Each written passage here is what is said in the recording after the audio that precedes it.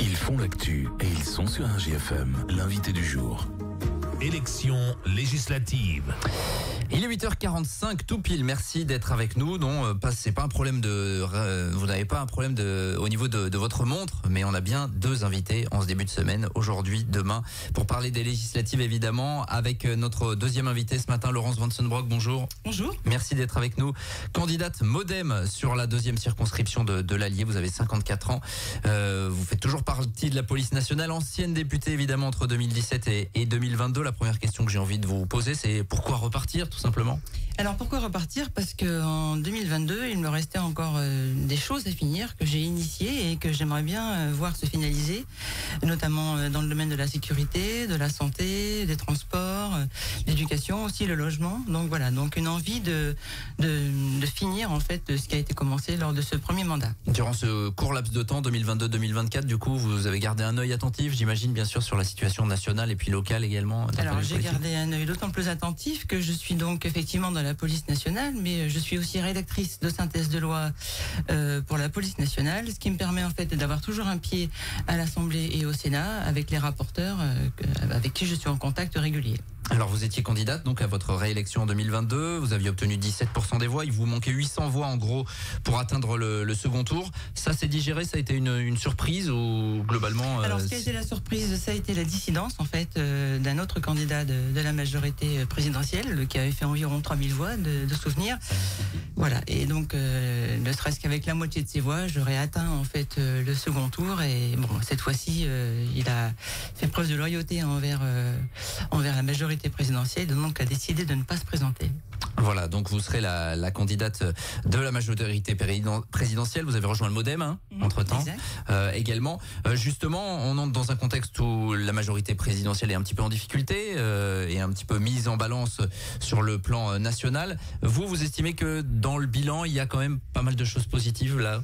Rien qu'en termes d'emploi, on a quand même permis à 2,5 millions de personnes de retrouver le chemin de l'emploi. On est à environ 7%, un petit peu plus de 7% de chômage, mais on est sur la route finalement du plein emploi. Donc oui, pour moi ça c'est vraiment très positif. L'emploi, mais il y a d'autres choses que vous mettez en avant également sur l'impact carbone, la réduction. Vous parlez également dans votre profession de foi de la justice, de force de l'ordre, un domaine que vous connaissez bien. Vous estimez que là-dessus il y a eu des progrès d'effectuer? Alors il y a eu des progrès parce qu'il faut quand même rappeler que les Républicains, notamment sous l'ère de M. Sarkozy, ont supprimé énormément d'effectifs. 12 000 emplois à l'époque avaient été supprimés au sein des forces de l'ordre.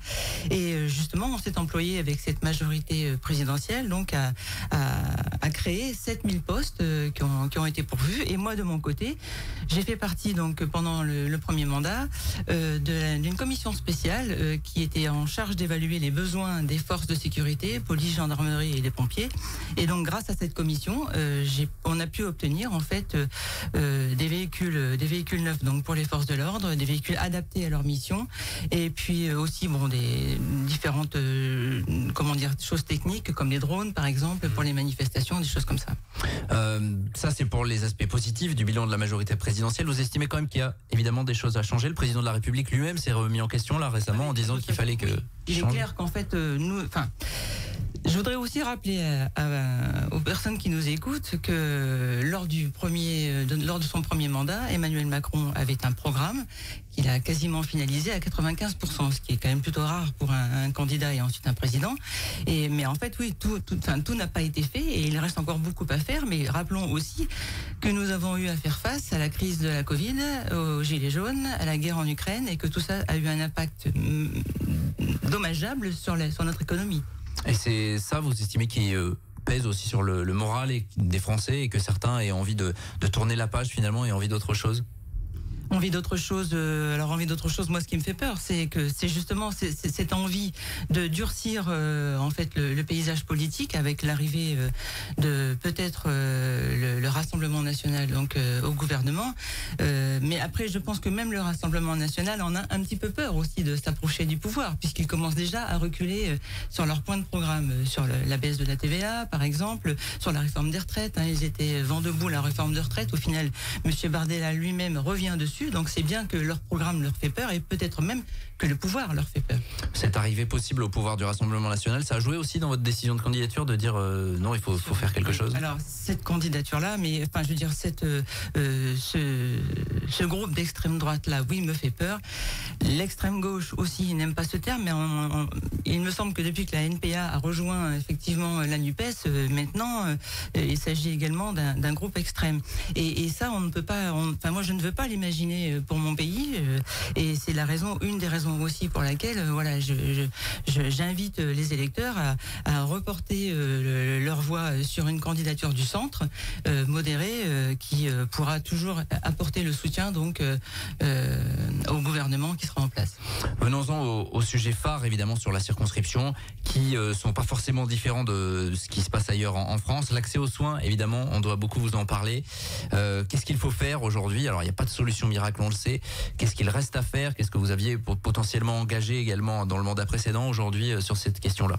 Alors, j'entends beaucoup de candidats se plaindre du numerus clausus. Je voudrais juste faire un petit rappel, c'est que justement, c'est notre majorité qui a mis fin à ce numerus clausus.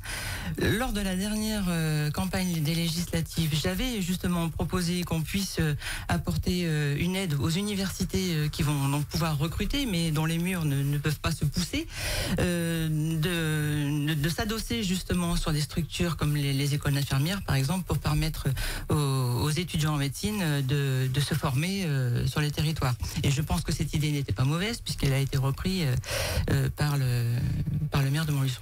Vous estimez aussi qu'il faut encore investir massivement dans l'hôpital public? Mais bien sûr, dans l'hôpital public, la médecine de ville, aussi le salaire des infirmières, même s'il a été revalorisé à l'occasion de la crise de la Covid. Ça a vraiment permis de faire un focus sur leurs difficultés et je pense qu'il faut aller un peu plus avant. Sur l'installation des médecins, vous estimez qu'il faut mettre fin à la liberté ou pas? Ça, c'est une vraie question, la liberté d'installation. Alors moi, je pense, pour en avoir beaucoup discuté avec eux, c'est que si on met fin à ce droit à la liberté, comme vous le dites, on court un risque énorme, c'est de les voir de ne pas s'installer finalement. Et peut-être de partir, pourquoi pas, à l'étranger ou de faire autre chose. Il y a déjà beaucoup de femmes médecins qui sont diplômées, qui finalement renoncent à s'installer parce qu'elles ont besoin, parfois, d'élever leurs enfants, d'être confrontés aux défis de la vie. Sur l'aspect sécurité, on sait que c'est une préoccupation majeure. Vous l'avez dit tout à l'heure, vous estimez que le gouvernement a déjà fait pas mal en réarmant la justice, les forces de l'ordre également. Il faut continuer dans ce chemin-là? Il faut continuer. Moi, je pense qu'il faut davantage de forces de l'ordre, aussi bien dans la police nationale que la gendarmerie, mais aussi les polices municipales qui sont un soutien important aux communes et aussi aux forces de l'ordre. Donc oui, il faut continuer à recruter et peut-être aussi à revaloriser les salaires, parce que même si les gens ont l'impression que nous sommes bien payés, malgré tout, c'est quand même une profession qui prend beaucoup de risques sur le terrain pour venir à bout des incivilités et des délits qui sont commis régulièrement. Quand vous dites nous sommes, c'est que vous êtes policière. C'est pour ça, j'explique évidemment aux auditeurs qui prennent en cours. Le pouvoir d'achat, évidemment, ça c'est quelque chose auquel les candidats ne peuvent pas échapper sur ces questions-là. Qu'est-ce qu'on fait concrètement pour que ça aille mieux, que les Français aient l'impression de s'en sortir davantage? Alors moi je pense que le pouvoir d'achat, il faut commencer par revaloriser. Alors le SMIC est déjà en net à 1 400 € par mois, mais ça ne suffit pas en fait. Quand on a un loyer à payer, quand on a des enfants, quand on a des charges comme un véhicule, les assurances, un caddie à remplir en chaque fin de semaine, je pense qu'il serait encore bon. Alors peut-être pas d'aller jusqu'aux 1 600 € comme les propose la France Insoumise, puisque le problème c'est qu'à partir d'un certain niveau, les charges qui reviennent à l'employeur ne sont pas justes, ne s'additionnent pas. Après, il y a un coefficient à partir d'un certain niveau où les charges, en fait, pour l'employeur deviennent exponentielles et où c'est compliqué. Donc, voilà, il faut essayer de jongler, en fait, entre les charges qui reposent sur l'employeur pour permettre un transfert de charges, justement, sur les revenus des employés. Vous mettez également dans votre programme, dans votre petit document de campagne, la volonté de mieux redistribuer les bénéfices des entreprises aux salariés. Ça, c'est nécessaire, plus de justice. Il faut le faire, oui. Mais il y a de grands groupes en fait effectivement qui ont des capitaux importants et qu'à un moment il va falloir qu'eux aussi mettent la main à la poche pour aider leurs employés. Le premier tour il va arriver vite, finalement c'est une campagne express. Comment vous allez occuper le terrain là durant cette semaine qui s'annonce?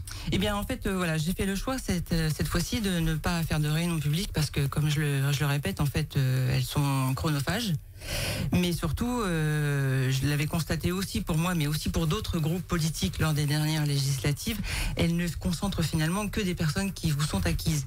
Or, je pense qu'il est important, avec le danger que représente l'extrême droite et l'extrême gauche, d'aller au contact de nos concitoyens, donc sur les marchés, sur les foires, sur les événements locaux, et de discuter avec eux et leur rappeler que nous sommes la force du centre, le seul centre, et que nous sommes une alternative. Et d'ailleurs, j'aimerais mettre en responsabilité aussi les Républicains qui, au vu des sondages, ne sont pas non plus dans une position éligible. Et donc j'invite les Républicains, ceux qui voudraient, à nous rejoindre dans cette partie du centre pour tenter d'accéder au second tour. Vous estimez là que le fait qu'il n'y ait pas par exemple de candidature comme celle de Samir Triki, ça peut vous permettre finalement de franchir ce premier tour dans la fin de la semaine? Au moins, ça permet de mettre les choses au clair et d'avoir une vision réelle de ce que peuvent attendre les Français et enfin en tout cas nos concitoyens sur la circonscription. Oui.